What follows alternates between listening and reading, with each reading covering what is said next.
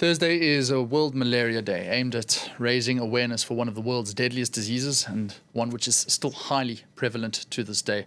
It's particularly present in tropical climates, mostly spread via infected mosquitoes, and can cause symptoms including fever, headaches, and chills. Despite new vaccines on the market, the World Health Organization warns that the global fight against malaria could stagnate this year. Antonia Kerrigan reports.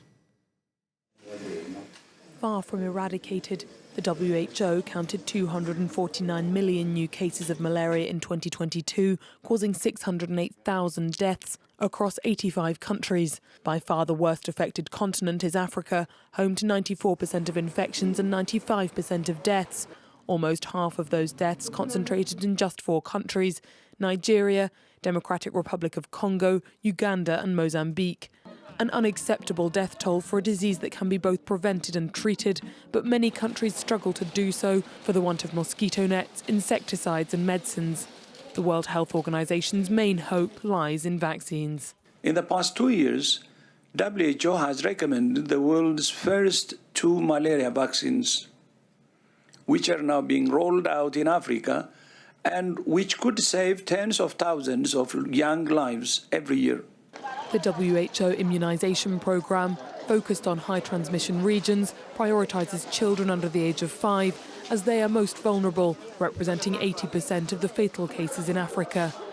Vaccination, though, is just one arm in the fight against an illness that is also closely linked with poverty. Crowded neighbourhoods with poor sanitation and stagnant water also create the conditions in which the mosquitoes and the malaria parasite can proliferate. Global warming is also creating more tropical climatic conditions in new regions of the world, causing cases to crop up in previously unaffected areas. Well, for more on the disease, let's turn to our science editor, Julia Seeger. Julia, obviously, malaria very much is still a part of our daily discussions in terms of a disease we need to fight. Just explain to us, for people who are unaware, the symptoms that people face when they contract the disease. Well, Jean, I think what's peculiar about malaria is that the symptoms really range from mild to life-threatening. So the first symptoms are very basic. It's fever, chills, headaches, but it can really evolve into something very serious with including fatigue, confusion, seizures, and difficulty breathing. And you really have certain populations that are much more exposed to severe cases of malaria. So we said it, infants, children under the age of 5, pregnant women, people traveling, but also people who are immune, who have an immunity problem, or for instance, who have contracted HIV/AIDS. And the problem is really that these malaria symptoms are not specific. So it's very important to get tested very early on because indeed it is deadly, but in many cases it's preventable and it's a curable disease. So as you heard in the report, malaria can be prevented by taking prevention medication and, of course, by doing vector control. So that includes, of course, using mosquito nets that are impregnated with, long-term insecticides, spraying, nesting, and breeding grounds to reduce fly numbers. But the problem is that it's somewhat of an endless battle. The moment you let down your guard, the moment you stop your efforts, the number of cases go back on the rise. And also with time, mosquitoes have been able to really change and become resistant to most of the insecticides. And more we'll also see resistance to certain drug molecules. So even the vaccines at one point could not be as efficient. But for now, it is a breakthrough to have 2 vaccines on the market to help in this global fight against malaria that's going to have to include vaccines, but also vector control. Well, speak to me about that, because obviously it's important not just to put a Band-Aid on it, but to really eradicate it once and for all, given the fact that there is this resistance building up. Exactly. And there are also other vector diseases like Zika and yellow fever and dengue fever. So it's not just malaria. So this is why scientists are trying to find new ways of eradicating it completely. And one of the ways is to look to genome modification. The first method is paratransgenesis, which involves infecting a mosquito to make sure that he can't develop the parasite responsible for malaria in his gut.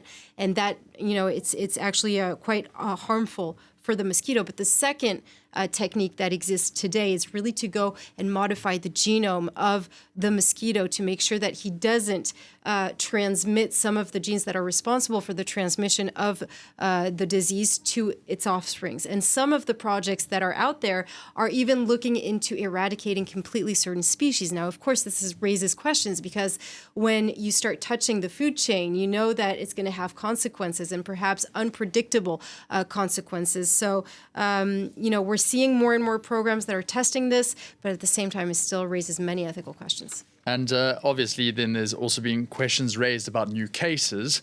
The United States, in particular, has seen new cases for the first time in somewhat like 20 years. Exactly. It's a worrying question for people living in America, possibly Europe. Here, could malaria make a comeback to these continents?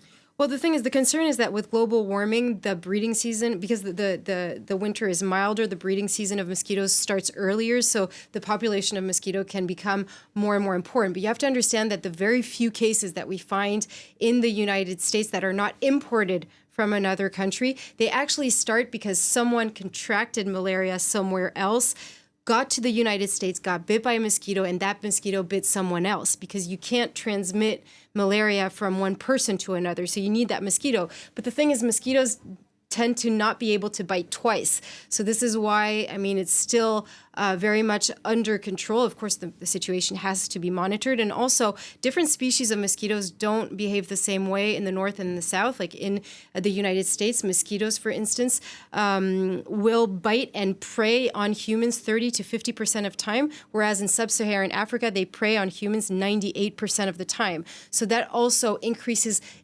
very much the chance of getting infected. So once again, it needs to be monitored. Scientists need to follow this closely, especially in certain areas in the United States like Florida, where you have mangroves, where you have very humid areas.